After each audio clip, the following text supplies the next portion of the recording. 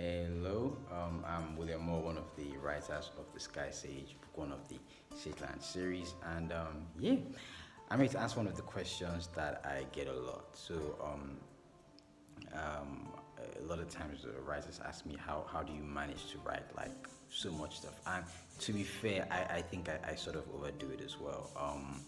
I have like a play out. I have um, a lot of poems. I work commercially as well. I write for brands. Um, I have God knows how many short stories, a novel, a book coming. Um, so yeah, so how am I able to actually complete, like start and finish? And I do get it. I speak to a lot of writers, and writing a book is it's sort of like punishment. I'm not sure why why anybody does it, but yeah. So the question is like how do I actually make the time to finish on all these writing commitments? The first thing I would say might sound a bit cliche, but I would say you really do need to be passionate about the stuff you work on. It is exhausting. If it feels like work, it's not gonna work. I mean, maybe when I write for brands, I can sort of like try and separate that, because I have to get into job mode. But if you are like creativity for yourself on that level as a job, it's not going to work, you know.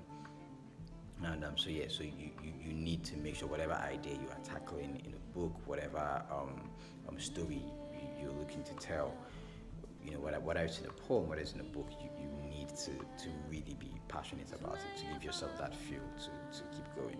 The second thing is timeline. Now, um, if you if you're only doing one thing, you can just sort of say, okay, I'll get it done this year. But if you do a lot of things, you need to create a timeline when, okay, say every year, for example, you could budget that you could maybe complete just 3 projects this year. So once I know the 3 projects that I'm doing for the year, I'm locked. I'm locked on those, you know. And I think that is a very good way to go about it. If somewhere along the line a priority project pops up, I would remove one and replace it. I wouldn't just add something to sort of then create a workflow that would be impossible for you to complete.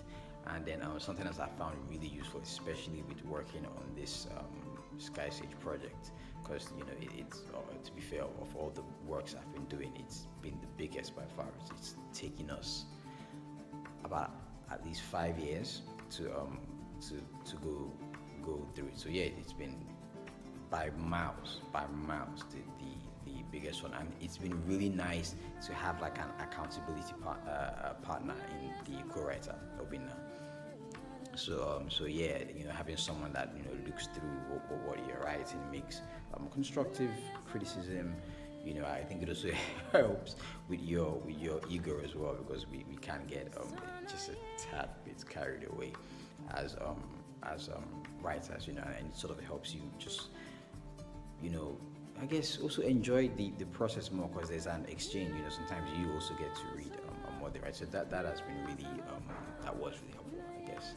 And last but not least, and I know people like skipping this, but please, discipline. The only way to write is by writing. Like, it is the only, you know, like if you're not doing it, then you're not doing it really. And if you're looking to sort of like make a career out of this, or it's something you take really, really seriously, at the end of the day, you need to be able to present, your book and say, look, this is my effort. It doesn't matter if it takes you like us 5 years to get to the end of book one. It's sacrifice that is definitely worth it. I'm so excited, I guess, um, for this book to be out. But yeah, those I would say are my tips. So in reverse order, I guess, discipline, having an accountability partner, having a timeline that you do not mess around with, and what was the first thing I said?